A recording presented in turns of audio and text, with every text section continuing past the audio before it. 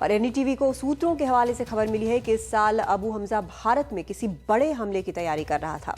लश्कर का आतंकी हमजा इस काम के लिए फंड जुटाने के भी काम कर रहा था। साथ ही वो आतंकी हमले को अंजाम देने के लिए आतंकियों को भर्ती भी कर रहा था। सऊदी अरब में ही बैठकर हमजा ये सब कुछ कर रहा था। अपनी गिरफ्तारी के बाद हमजा ने ये कबूल किया है कि वो लश्कर के मिलिट्री ऑपरेशन के हेड ज़कीउर रहमान लखवी के साथ भी काम कर चुका है। बताया जा रहा है कि अबू हमजा भारत में लश्कर की आतंकी गतिविधियों का इंचार्ज भी था।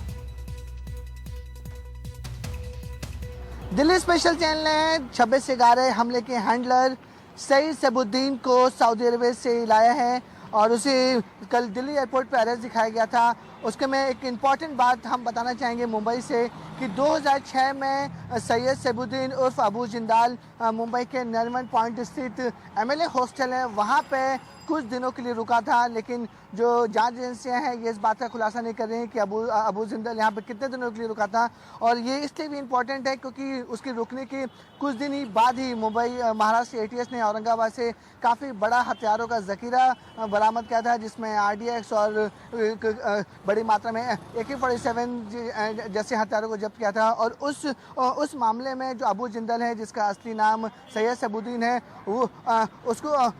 वो पूरे केस में वांटेड था। और बताया जा रहा था कि उस केस से पहले यहाँ पर सबुद्दीन अपने दोस्त फयाज काजी के साथ कुछ दिन तक रुका था। हालांकि वो मुंबई किस लिए आया था, क्यों रुका था, इस बात का अभी पुष्टि नहीं हो पाई थी। लेकिन एक बार हो सकता है कि जो यहाँ पे वो जो सबुद्दीन रुका था उसको लेकर मुंबई एटीएस और मुंबई पुलिस एक बार फिर से जाँच करें कि आखिरकार 2006 में उनका ये दौरा किस बात के लिए था।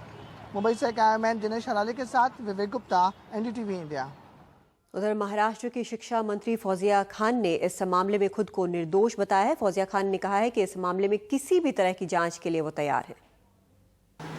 ये आमदार निवास है, ये पब्लिक प्लेस है, लोग आते हैं जाते हैं। लेकिन उस वक्त जब ये बात उठी थी तब उसका इन्वेस्टिगेशन हुआ था और उस वक्त गृह मंत्री ने ये स्टेटमेंट सभागृह में भी दिया था, मीडिया को भी कहा था कि इसमें कोई सच्चाई नहीं है कि वो लोग उसका कोई संबंध मुझसे है। ये रूम्स जो है कार्यकर्ताओं के लिए होते हैं और वहाँ जो लोग आके ठहरते हैं उसकी जानकारी आमदार को हो ये ज़रूरी नहीं है।